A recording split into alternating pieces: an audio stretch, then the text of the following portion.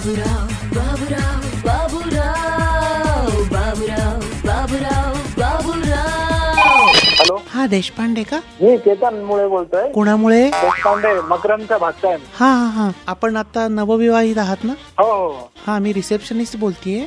कसली कसलं आता रिसेप्शनिस्ट कसली असणार आहे? तरुणच की. मॅडम? हॅलो, आवाज नाही येते मॅडम. हाय हॅलो मधून बोलतीये. हा हा हा हा नाही, हाय हॅलो. हा, बोला ना. हा, मग आपली एक ऑफर होती सर 31st साठी. आहात का इंटरेस्टेड? हा, बोला. हा, तर त्या स्कीम अंडर तुम्ही जर तिथं जर गेलात ना त्या 31st ला, तर तुम्हाला सगळी सेवा मिळणार आहे. आता सध्या तरी काही प्लॅन नाही माझा.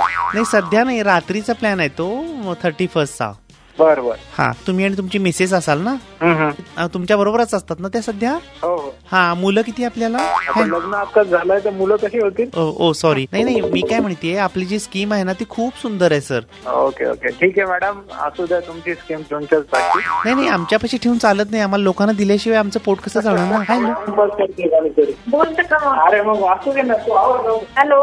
हा, आपण मिसेस बोलता का त्यांच्या? हा, बोला ना. हा, हॅलो मॅडम, मी नेहा बोलतीये ऍक्च्युली फातर्फेकर. आपली एक स्कीम आहे हँड हॅलो म्हणून. हा, तर आहात का आपण इंटरेस्टेड? आपलं नाव काय मॅडम? ठीक आहे, आता आम्ही बाहेर जातोय. Tata, bye bye. मग मी येऊ का? म्हणजे मी आत, ऐका, हॅलो, मी आत कशी, मी अडकून पडेन ना. हॅलो, नका ना बाहेर जाऊ.